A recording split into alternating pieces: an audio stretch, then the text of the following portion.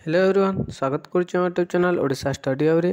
तो पे आज आम देखा +3 4th सेमिस्टर जो ओडिया ऑनर्स रही 4th semester Odia honours Jote तुम 3टी पेपर रही कोर पेपर 8 कोर पेपर 9 और कोर पेपर 10। तो आज आम कोर पेपर 8 रु गोटे मोस्ट इम्पोर्टेंट लंग क्वेश्चन गोटे आलोचना करवा जहाँ तुम सेमिस्टर एग्जाम बहुत लाभदायक हेब। तो यूनिट 4 रही लोकनाटकर संज्ञा स्वरूप बुझेगा। तो लोकनाटकर संज्ञा स्वरूप को अति सरल भाषा रे बुझा गोटे क्लीयर होगा बुझेगा। तो देख आज जो मैंने चैनल को प्रथम थर आसुँच चैनल को सब्सक्राइब करदेव और बेल आइकन को प्रेस कर ऑल नोटिफिकेशन ऑन करदेव जहाँद्वारा परवर्ती वीडियो आपण सर्वप्रथमे पाइपर। तो चलतु कहीं भी हाथ चढ़ा करना पिला ने हाथ लेखा नोट। तो देख लोकनाटकर संज्ञा स्वरूप इंग्राजी फोल्क शब्दर प्रतिशब्द भाव लोक शब्दटी गृहीत होइछि। यह व्यापक अर्थ को ग्रहण करते लोक साहित्य और लोक संस्कृतिर एक बलिष्ठ विभाग होउछि लोकनाटक बुझेगा। तो देख इंग्राजी फोल्क शब्दर प्रतिशब्द भाव लोक शब्दटी गृहीत होइछि। यह व्यापक अर्थ को ग्रहण करते लोक साहित्य और लोक संस्कृतिर एक बलिष्ठ विभाग होउछि लोकनाटक। लोकजीवन को आश्रय करी मुखरु मुख को प्रसारित रचना जितेबले नाट्य लक्षण युक्त होता है ताहाकु लोकनाटक बोली कहुए बुझेगा। लोक मनोरंजन एक बलिष्ठ माध्यम होछि लोकनाटक। तार संज्ञा देखा आम तो नाट्यशास्त्र प्रणेता किए पिलाने ना नाट्यशास्त्र प्रणेता होउचंती भरत मुनि आचार्य भरत मुनि। तो से कहले लोकवृत्तानुकरणम बोली नाटक को कहिसंती लोकवृत्तानुकरणम बोली नाटक को कहिसंती। लोकनाटक रे लोक एवं नाटक दुईटी शब्दर संयोजना घटी थाए बुझेगा। तो पुणी कहली देख नाट्यशास्त्र प्रणेता आचार्य भरत मुनि लोकवृत्तानुकरणम नाट्य मेतन्मया कृतम। तो से कहली तो आउ जड़े दार्शनिक अच्छा से कहले लक्ष्मीकांत त्रिपाठी से कौन कहली देख लोकं को आनंद देवार उपादान होची लोकनाटक से भोक शोष भूली जीवार उपादान जो नाटक थाए ताहा होची लोकनाटक। यह लक्ष्मीकांत त्रिपाठी कहली बुझेगा। आउ जड़े अच्छा प्रहलाद चरण महांती तो से कहले लोकंक निर्मित लोकंक ग्रहण रे और लोकंक सहयोग रे अभिनीत नाटक गुड़िक लोकनाटक रूपे परिचित अटे। तो लोकंक निर्मित लोकंक गहन रे और लोकंक सहयोग रे अभिहित होतबा नाटक गुड़िक होची लोकनाटक रूपे परिचित अटे बुझेगा।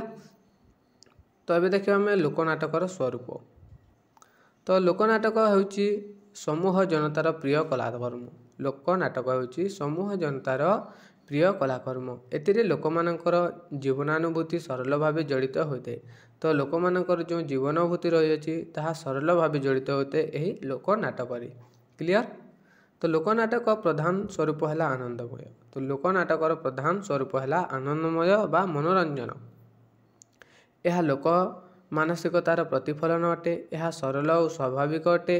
ग्राम्य मंच होची यार चरण भूमि। तो ग्राम्य मंच माने होची यार चरण भूमि बुझेगा।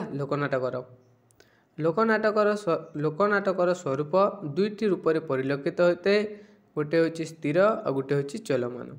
तो स्थिर कहले कौन गछलता खेल पड़िया मंदिर प्राणांगम तो यहाँ होची स्थिर और चलमान जोटा कि विभिन्न स्थान में अभिहित होता है जोटा कि चल प्रचल करता है बुझेगा। तो देखिए लोकनाटकर स्वरूप वैशिष्ट्य। तो लोकनाटकर सर्वप्रथम और प्रधान वैशिष्ट्य है लोक मनोरंजन। लोकनाटकर सर्वप्रथम और प्रधान वैशिष्ट्य होची लोक मनोरंजन। लोकनाटकर स्वरूप दृष्टि अनेक वैशिष्ट्य रही यथा प्रथम रही पद्यधर्मिता। तो पद्यधर्मिता देखा लोकनृत्य संगीत बहुल लोकनाटक प्राथमिक स्तर में गीतिमय होता है पर संलाप संयोजना घटी संगीत नृत्य और अभिनयर मिश्रित क्रिया होची लोकनाटक बुझेगा। तो नेक्स्ट पॉइंट रही रंगमंच। ଲୋକନାଟକ ମୁକ୍ତ ରଙ୍ଗମଞ୍ଚରେ ଅଭିନୀତ ହୋଇଥାଏ। ତ ଲୋକନାଟକ ମୁକ୍ତ ରଙ୍ଗମଞ୍ଚରେ ଅଭିହିତ ହୋଇଥାଏ। ସମବେତ ଲୋକମାନଙ୍କ ମଧ୍ୟଭାଗରେ ଲୋକଙ୍କ ଅଭିହିତ ହୋଇଥାଏ। ମୁକ୍ତ ସ୍ଥାନ ଯଥା ମନ୍ଦିର, ସମ୍ମୁଖ ପଡ଼ିଆ, ଗାଁ ଦାଣ୍ଡ, ଦେବାଳୟ, ପ୍ରାଙ୍ଗଣରେ ଏହା ଅଭିହିତ ହୋଇଥାଏ। ନେକ୍ସଟ ରହିଛି ବିଷୟ ପ୍ରକରଣ। ତ ଲୋକନାଟକର ବିଷୟବସ୍ତୁ ପୌରାଣିକ, କାଳ୍ପନିକ, କିମ୍ବଦନ୍ତୀ ଆଧାରିତ ହୋଇଥାଏ। ଲୋକନାଟକର ବିଷୟ ସହଜ, ସରଳ ଓ ସ୍ୱତଃସ୍ଫୂର୍ତ୍ତ ଢଙ୍ଗରେ ପ୍ରଦର୍ଶିତ ହୋଇଥାଏ। ତ ଦେଖ, ଲୋକନାଟକର ବିଷୟବସ୍ତୁ ହେଉଛି ପୌରାଣିକ। ତ ଲୋକନାଟକର ବିଷୟବସ୍ତୁ ହେଉଛି ପୌରାଣିକ, କାଳ୍ପନିକ, କିମ୍ବଦନ୍ତୀ ଆଧାରିତ ହୋଇଥାଏ। ଲୋକନାଟକର ବିଷୟ ହେଉଛି ଅତି ସରଳ, ସହଜ ଓ ସ୍ୱତଃସ୍ଫୂର୍ତ୍ତ ଢଙ୍ଗରେ ପ୍ରଦର୍ଶିତ ହୋଇଥାଏ। ନେକ୍ସଟ ରହିଛି ଦୃଶ୍ୟସଜ୍ଜା। ତ ଲୋକନାଟକର ଦୃଶ୍ୟ ବା ଅଙ୍କର ବିଭାଜନ ନାହିଁ। ଗୋଟିଏ ପରେ ଗୋଟିଏ ବିଷୟ ଅଭିନୟ ସାରା ରାତି ଘଟିଥାଏ। ତ ଗୋଟିଏ ପରେ ଗୋଟିଏ ବିଷୟର ଅଭିନୟ ଚାଲି ରହିଥାଏ ସାରା ରାତି। ନେକ୍ସଟ ରୂପସଜ୍ଜା। ଲୋକନାଟକରେ ଚରିତ୍ରମାନେ ହଳଦୀ, କଲା, ଚନ୍ଦନ, ରଙ୍ଗମାଟି ବୋଲି ହୋଇ ନୃତ୍ୟ କରିଥାନ୍ତି। ଗାଉଁଲି ପୋଷାକ ସହିତ ଝିଲିମିଲି ପୋଷାକ ବ୍ୟବହାର କରାଯାଇଥାଏ। ବୁଝିଲା। ନେକ୍ସଟ ପାତ୍ରପାତ୍ରୀ। ପୁରୁଷ ନାରୀ ଭୂମିକାରେ କେବଳ ପୁରୁଷମାନେ ଅଭିନୟ କରୁଥିଲେ। ପୁରୁଷ ନାରୀମାନଙ୍କ ଭଳି କେଶବିନ୍ୟାସ, ବେଶ ପରିପାଟ ହୋଇ ନୃତ୍ୟ କରୁଥିଲେ। ଆଲୋକସଜ୍ଜା। ଲୋକନାଟକ ଗ୍ରାମ୍ୟ ପରିବେଶରେ ଅନୁଷ୍ଠିତ ହୋଇଥାଏ। ମଶାଲ, ଆଲୋକ, ଜଡ଼ା ତେଲ, ତେଣ୍ଟାଲିଆ, ଲଣ୍ଠନ, ପେଟ୍ରୋମାକ୍ସ, ଗ୍ୟାସ୍ ଲାଇଟ୍ ଓ ପରେ ବହୁତ ଆଲୋକର ଅଭିହିତ ହୋଇଅଛି। ନେକ୍ସଟ ରହିଛି ବାଦ୍ୟ ଓ ସଙ୍ଗୀତ। ତ ଲୋକନାଟକର ବାଦ୍ୟ ଗାଉଁଲି ପରିବେଶର ଆଦୃତ ବାଦ୍ୟ ଢୋଲ, ତାଲ, କାହାଲି, ମୃଦଙ୍ଗ, ଗିନି, ତୁରୀ, ପଖଉଜ, ହାରମୋନିୟମ ଇତ୍ୟାଦି ଲୋକନାଟକର ସଙ୍ଗୀତ ରସମୟ। ତ ଉଚ୍ଚ ସ୍ୱରରେ ଗୀତ ଗାନ କରାଯାଏ ଲୋକନାଟକରେ। ନେକ୍ସଟ ରଚନା ପ୍ରଣାଳୀ। ତ ଲୋକନାଟକର ମୌଖିକ। ଏହା ରଚୟିତାର ନାମ ନାହିଁ। ଲୋକମୁଖର ଗୀତ ଓ ନୃତ୍ୟ ପରମ୍ପରା କ୍ରମେ ପ୍ରଚଳିତ ହୋଇଅଛି। ପୁରୁଷାନୁକ୍ରମେ ଗ୍ରାମ୍ୟ ପରିବେଶରେ ଏହା ପ୍ରଚଳିତ ହୋଇଥାଏ। ବୁଝିଲା। ତେବେ ଦେଖିବା ଆମେ ଲୋକନାଟକର ପ୍ରକାରଭେଦ। ତ ଲୋକନାଟକର ବହୁ ପ୍ରାଚୀନ କାଳରୁ ଗଢ଼ି ଆସିଥିବା ନାଟ୍ୟକଳା ହେଉଛି ଲୋକନାଟକ। ଏହା ଆଞ୍ଚଳିକ ଭାଷା, ପାରିପାର୍ଶ୍ୱିକ ଏବଂ ଭୌଗୋଳିକ ପରିବେଶ ଓ ସଂସ୍କୃତିକୁ ନେଇ ବିବିଧ ପ୍ରକାର ବିଭକ୍ତ ହୋଇଥାଏ। ଧାର୍ମିକତା, ପୁରାଣ, ପରମ୍ପରା ଦୃଷ୍ଟିରୁ ଏଥିରେ ଅନେକ ପରିଦୃଷ୍ଟ ହୋଇଥାଏ। ସବୁଠି ଲୋକନାଟକ ନୃତ୍ୟ, ସଙ୍ଗୀତ ଏବଂ ବାଦ୍ୟକୁ ଆଧାର କରି ଗଢ଼ି ଉଠିଛି। ଲୋକନାଟକକୁ ମୁଖ୍ୟତଃ ଦୁଇ ଭାଗରେ ବିଭକ୍ତ କରାଯାଇଛି। ଗୋଟିଏ ହେଉଛି ପ୍ରାମାଣିକ ଲୋକନାଟ୍ୟ, ଆଉ ଗୋଟିଏ ହେଉଛି ରୀତିସମ୍ମତ ଲୋକନାଟ୍ୟ। ପ୍ରବୃତ୍ତି ଦୃଷ୍ଟିରୁ ମଧ୍ୟ ଲୋକନାଟକର ରହିଛି ଦୁଇଟି ରୂପ, ଯଥା ଦେଶୀ ଲୋକନାଟ୍ୟ ଯେଉଁଟାକି ଗ୍ରାମୀଣ ମାଟିରେ ବିକଶିତ ହେଉଛି, ଆଉ ଗୋଟେ ହେଉଛି ମାର୍ଗୀ, ଶାସ୍ତ୍ରୀୟ ଶୈଳୀଯୁକ୍ତ। ବୁଝିଲା। ଅଭିନୟ ଦୃଷ୍ଟିରୁ ଲୋକନାଟ୍ୟର ବିଭିନ୍ନ ଶ୍ରେଣୀରେ ବିଭକ୍ତ କରାଯାଇଛି, ଯଥା ଅତି ନାଟକୀୟ, ଆବେଗାତ୍ମକ, ବିଶ୍ଳେଷଣାତ୍ମକ, ଭାଙ୍ଗିମାତ୍ମକ, ମିଶ୍ର ରୀତିର। ତ ନାଟ୍ୟ ସମାଲୋଚକ ଡକ୍ଟର ହେମନ୍ତ ଦାସଙ୍କ ମତରେ ଆକୃତି ଏବଂ ପ୍ରକୃତି। ତ ଡକ୍ଟର ହେମନ୍ତ ଦାସ କହିଲେ ଆକୃତି ଓ ପ୍ରକୃତି ଦୃଷ୍ଟିରୁ ଲୋକନାଟ୍ୟ ଧାରା ଦୁଇ ପ୍ରକାର। ଗୋଟିଏ ହେଉଛି ଦକ୍ଷିଣାଞ୍ଚଳର ଲୋକନାଟ୍ୟ ଧାରା, ଆଉ ଗୋଟିଏ ହେଉଛି ଉତ୍ତରାଞ୍ଚଳର ଲୋକନାଟ୍ୟ ଧାରା।